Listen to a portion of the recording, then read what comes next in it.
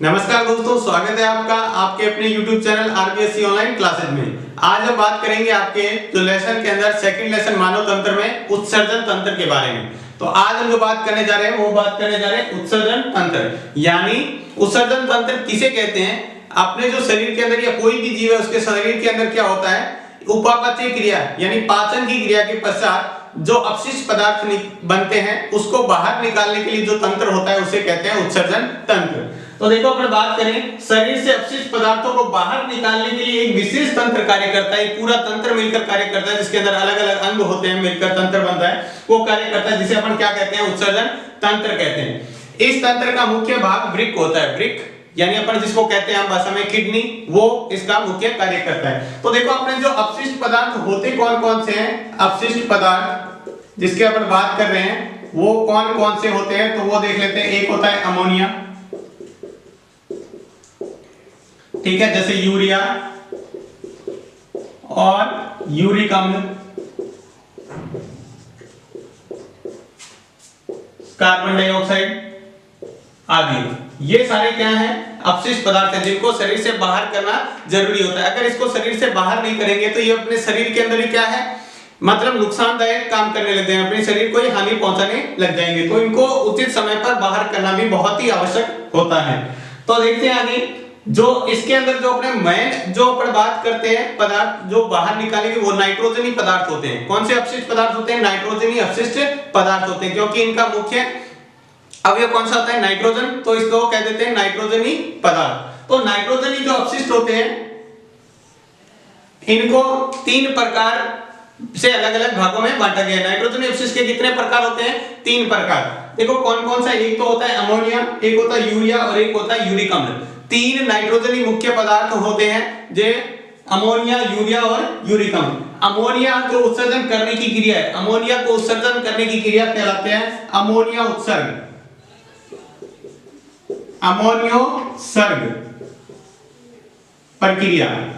ये एक नंबर का प्रश्न बन सकता है, अमोनिया उत्सर्जन की प्रक्रिया क्या कहलाती है, अमोनिया उत्सर्ग। और ये कौन से जीवों में पाया जाता है ये अमोनिया उत्सर्जन का, जो जल के अंदर रहते हैं, जलचर या उभयचर। जलचर किसे कहते हैं, जो जल के अंदर पाए जाते हैं। उभयचर कौन से होते हैं, जो जमीन पर भी रहते हैं और पानी में रहते हैं, क्योंकि अमोनिया उत्सर्जन के लिए क्या होता है, अपने शरीर को बहुत अधिक पानी की जरूरत पड़ती है। तो पानी की बहुत अधिक आवश्यकता कौन से, जो जीव पानी में रहते हैं बहुत अधिक पानी का सेवन करते हैं। और जो उभयचर होते हैं, जैसे उभयचर कौन से, जो जमीन पर भी रह सकते हैं और पानी में रह सकते हैं, जैसे मेंढक, मगरमच्छ, कछुए, ये होते हैं उभयचर जीव, ठीक है। तो ये होता है अमोनिया उत्सर्जन। दूसरा होता है यूरिया। यूरिया का उत्सर्जन कैसे होता है, जैसे अपनी कोशिका होती है, तो कोशिका से क्या होता है, कोशिका से बनती है अमोनिया, यानी कोशिका से क्या बनती है, अमोनिया। और इस अमोनिया को क्या होता है, जो अमोनिया होता है इसके कोशिका से अमोनिया का उत्सर्जन होता है। और ये अमोनिया से क्या बनते हैं, फिर ये किस में जाता है, यकृत इसको क्या करता है, यूरिया में बदलता है। यकृत इसको बदलता है यूरिया में। किसको, कोशिका से क्या होता है, पाचन की क्रिया के पश्चात अमोनिया का उत्सर्जन होता है, यानी वहां अमोनिया बनती है। अमोनिया को क्या करता है, यकृत उसको यूरिया में बदल देता है, जिसको अपन क्या करते हैं, अपशिष्ट पदार्थ तरल के रूप में शरीर से बाहर कर सकते हैं। उसके बाद है यूरिक अम्ल। यूरिक अम्ल देखो ये किस में पाया जाता है, ये स्तनधारी में पाया जाता है, स्तनधारी में। स्तनधारी कौन से, जो जीव अपने बच्चों को दूध पिलाते हैं, ठीक है, अपने बच्चों को दूध पिलाते हैं, वो कौन से होते हैं, स्तनधारी। इसके बाद अगला बात करते हैं यूरिक अम्ल। यूरिक अम्ल क्या होता है, यूरिक अम्ल यूरिया, इसमें क्या होता है, अमोनिया द्वारा किस में बदला जाता है, यूरिक अम्ल में। अमोनिया किस में बदलता है, यूरिक अम्ल में बदलता है। अमोनिया, अमोनिया जो होता है वो किस में बदलता है, यूरिक अम्ल में, ठीक है। और ये किस जीवों में पाया जाता है, किस प्रकार के जीवों में ये पाया जाता है, जैसे सांपों में, सांप हो गए, कीट हो गए, कीटों में, पक्षियों में, इन जीवों में क्या होता है, अमोनिया यूरिक अम्ल का उत्सर्जन होता है। ये किसके रूप में, यहां से क्या होता है, थोड़ा पेस्ट के रूप में ये क्या करते हैं, स्रावित करते हैं अपशिष्ट पदार्थ को। तो ये था अपशिष्ट पदार्थ उत्सर्जन तंत्र के। अपशिष्ट पदार्थ क्या होता है यानी उत्सर्जन तंत्र क्या होता है और कौन कौन से अपशिष्ट पदार्थ हैं, और नाइट्रोजन अपशिष्ट पदार्थ के 3 प्रकार। आप इसको लिख सकते हैं, इसका स्क्रीनशॉट ले सकते हैं। इसके बाद देखते हैं अपन मानव उत्सर्जन तंत्र, यानी मानव के अंदर उत्सर्जन कैसे होता है, यानी मानव में उत्सर्जन तंत्र के अंदर कौन सा आता है। मानव में उत्सर्जन तंत्र में वो आता है जिसमें तरल पदार्थों का क्या होता है, उत्सर्जन होता है। तरल पदार्थों का क्या होता है, निष्कासन, जिसमें अपने तरल पदार्थ जैसे अपन कह सकते हैं यूरिन का क्या करते हैं, निष्कासन करते हैं, यानी अपने मूत्र को निष्कासित करते हैं, वो आता है इसके अंदर। तो देखो मानव उत्सर्जन तंत्र के अंदर आता क्या क्या है, 2 वृक्क होते हैं, 2 मूत्रवाहिनियां, 1 मूत्राशय और 1 मूत्र मार्ग होता है। ये 4 चीजें इसके मुख्य भाग होते हैं। देखो कौन कौन से, 2 वृक्क होते हैं, देखो ये चित्र के अंदर एक ये रहा, 2 तो वृक्क होते हैं जिसको 2 किडनी कहते हैं, ठीक है। उसके बाद है 2 मूत्रवाहिनियां, ये जो ब्लैक कलर की लाइन जा रही है इधर और एक इधर, 2 मूत्रवाहिनियां होगी। 1 मूत्राशय, ये जो भाग थैली जैसा भाग दिख रहा है ये मूत्राशय, और लास्ट में ये जो है मूत्र मार्ग। तो ये 4 मुख्य भाग होते हैं उत्सर्जन, मानव उत्सर्जन तंत्र के बारे में। चारों भाग अच्छी तरह याद करेंगे, इसके बारे में एक के बारे में अपन पढ़ेंगे। तो सबसे पहले अपन देखेंगे वृक्क के बारे में, यानी ये जो किडनी है इसके बारे में। तो किडनी देखो आपको पता है 2 दिख रही है, तो मानव के अंदर कितनी किडनियां होती है, 2 किडनियां होती है, यानी 2 वृक्क होते हैं मानव के अंदर, ठीक है।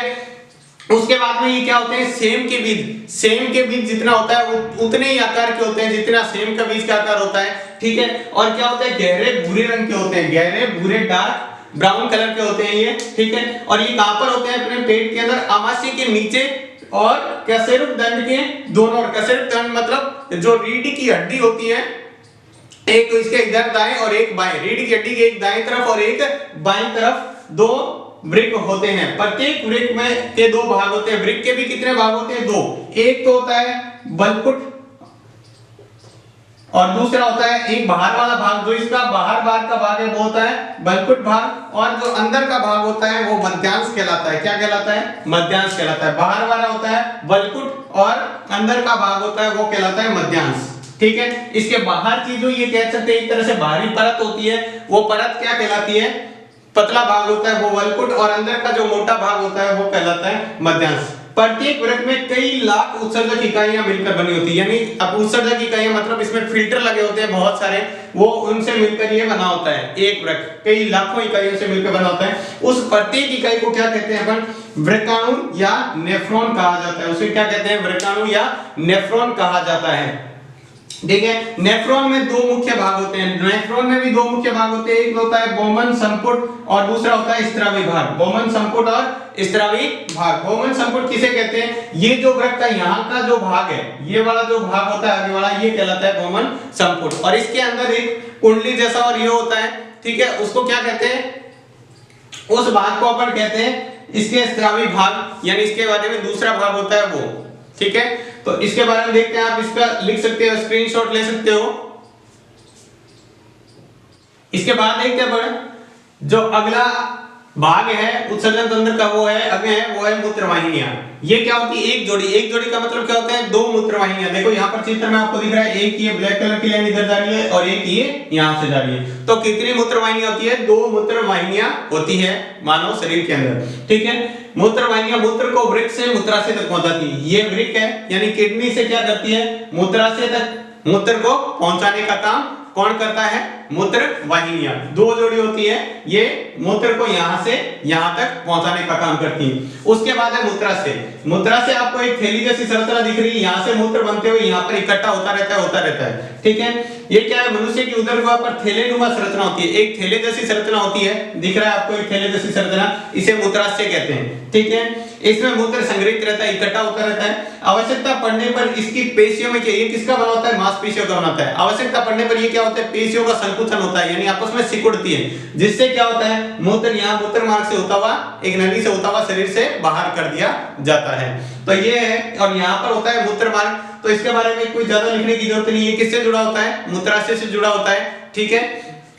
बात करें पुरुषों में महिलाओं की तुलना में मूत्र मार्ग होता है, वो क्या होता है, थोड़ा ज्यादा बड़ा होता है, ठीक है। तो ये होता है मूत्राशय, ठीक है। अब अपन इसके बारे में आगे बात करेंगे, इसके मूत्र निर्माण की, कैसे होता है और कैसे इसका निष्कासन किया जाता है, कैसे इसके अंदर ये रक्त से फिल्टर का काम कैसे होता है, तो उसके बारे में। तो आप इसको लिख सकते हो, इसका स्क्रीनशॉट ले सकते हो।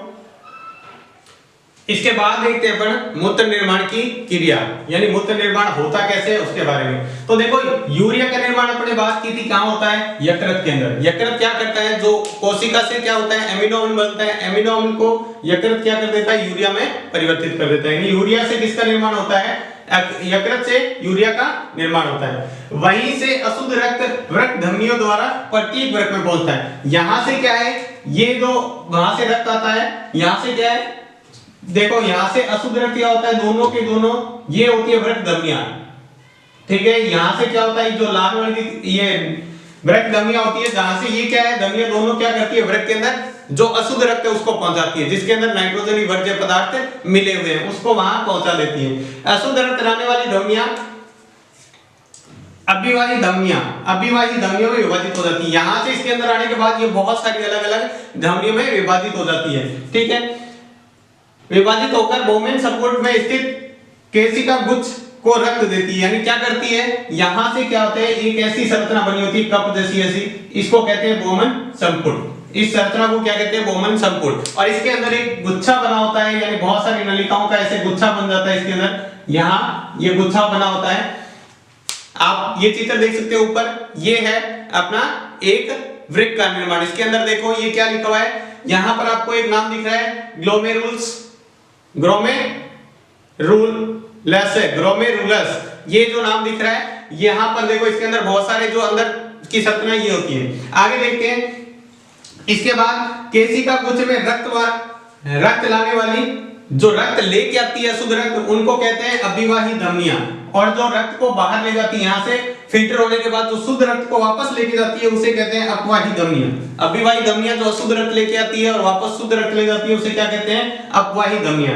अभिवाही धमनियां क्या होती है, अपवाही धमनियों से थोड़ी चौड़ी होती है।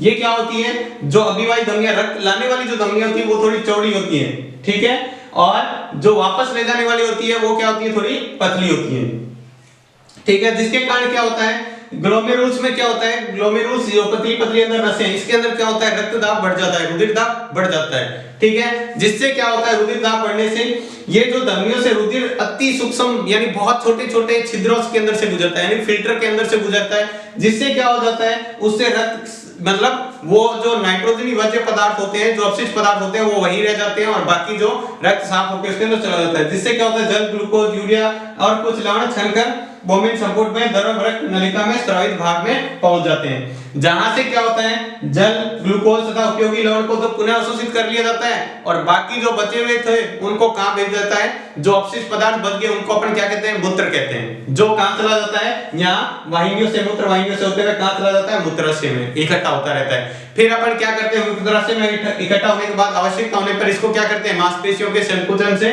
मूत्र मार्ग द्वारा शरीर से बाहर कर दिया जाता है। तो ये आप इसको अच्छी तरह से समझे, इस चित्र से याद करेंगे तो आपको अच्छी तरह ये उत्सर्जन तंत्र याद रह जाएगा और आप इसको लिखकर इसका स्क्रीनशॉट भी ले सकते हैं ताकि आपको अच्छे से याद हो जाए।